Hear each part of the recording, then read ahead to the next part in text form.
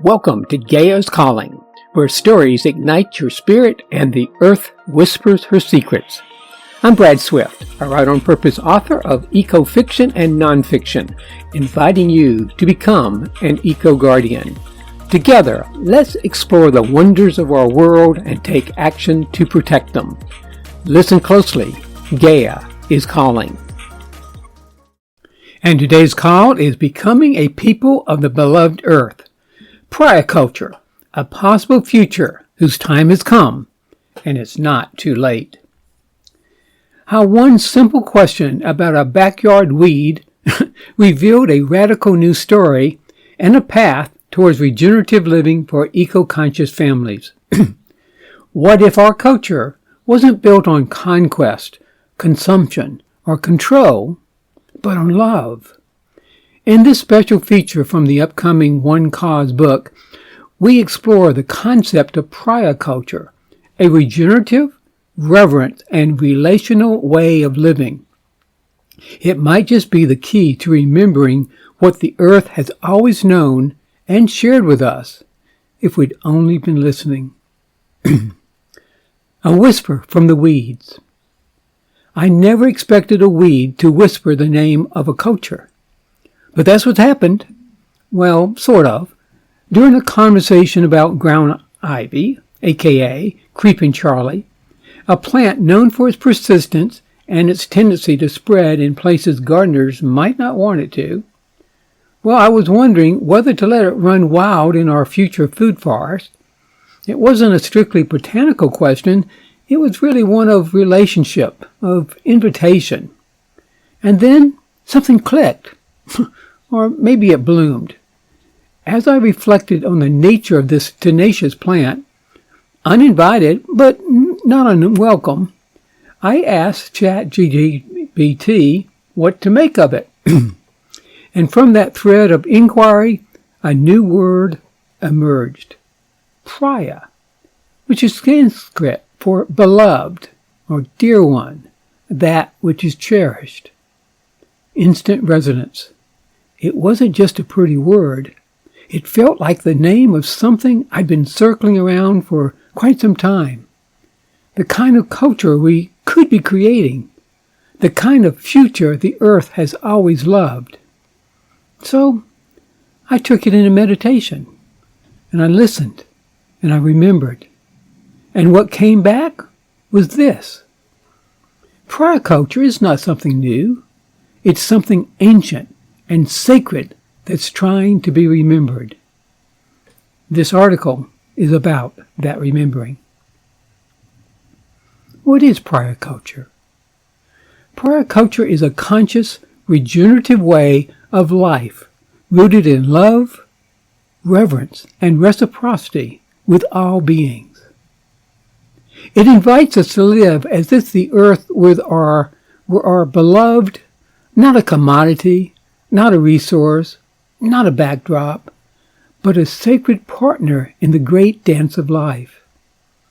It asks us not to abandon progress, but to redefine it. Not to feel guilty, but to walk with grace. It's not about perfection. It's about participation, alignment, intimacy.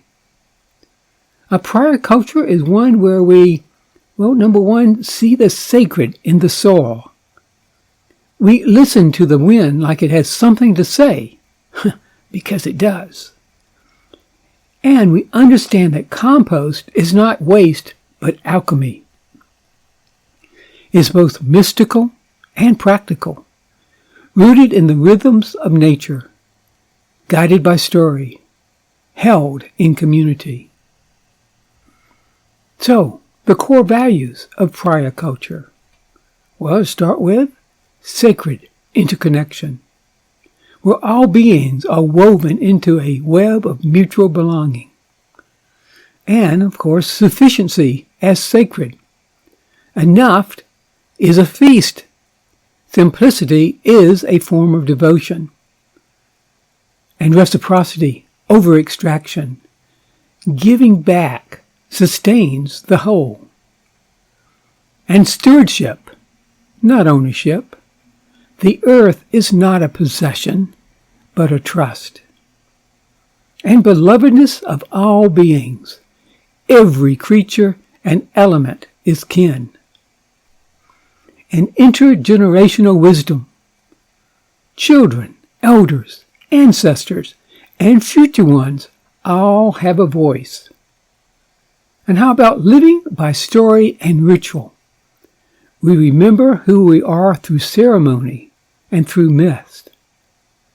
And regeneration as default, healing, is the fruit of right relationship. Speaking of myth, how about the first rememberers? This short myth serves as emotional anchoring, a timeless remembering from a village that, could have been ours. Long before asphalt covered the ground and clocks governed the day, there was a time when humans and earth spoke the same language. Not just of words, but of water and wind, fire and seed. In that time, the people lived in circles, not straight lines. They measured time by the moon's changing face and the migration of birds, and they remembered all life was kin. In one such village, nestled where the river bent like a cradle, and the trees whispered lullabies in the sky, a child named Amani was born. Her name meant peace, but her arrival stirred a different feeling. She did not cry at birth, nor open her eyes for 3 days. The midwives were worried, but the village elder, a woman with hair like owl feathers and hands stained with healing herbs, simply smiled. "She is listening," the elder said. "She is remembering." When Amani finally opened her eyes, the villagers swore they saw a reflection of stars, not just the night sky, but ancient starlight, the kind that shines from the inside out. As she grew, Amani did not speak much, but animals came to her. Plants leaned towards her, and when she walked barefoot, the earth seemed to hum beneath her feet. While other children played games of chase and pretend, Amani sat by the river with her grandmother, learning the songs of stones. One day, the rain stopped. The river thinned. The crops failed. The elders gathered to pray, to dance, to plead. Still, no clouds came. The people began to forget. They blamed one another. They turned their backs on the rituals. They spoke of leaving the land. That night, Amani had a dream. In it, she stood in a desert where nothing grew. A voice, older than time, whispered, "You have forgotten the way of belovedness." She woke before dawn, walked to the village square, and lit the ceremonial fire that had not burned in many seasons. Then, in the language of her ancestors, the language of wind and root, she sang. One by one, the villagers emerged from their homes. They didn't understand the words, but they felt them. Something stirred. Elders began to weep. Children sat in stillness. The wind changed. Rain came that evening, soft, steady, enough to give the roots another chance. From that day on, Amani taught not through lectures, but through presence. She invited others to greet the sunrise, to bless the water before drinking, to speak to the seeds before planting. Slowly, a new way of life, really an ancient one remembered, began to take root. They called it the way of the beloved. Others later would call it Priya Culture. And from that one village it spread. not as a law or religion, but as a remembering, because something in all of us still knows. The earth is beloved, and so are we. This myth, though fictional, speaks to a deeper truth, a remembering that lives in our bones.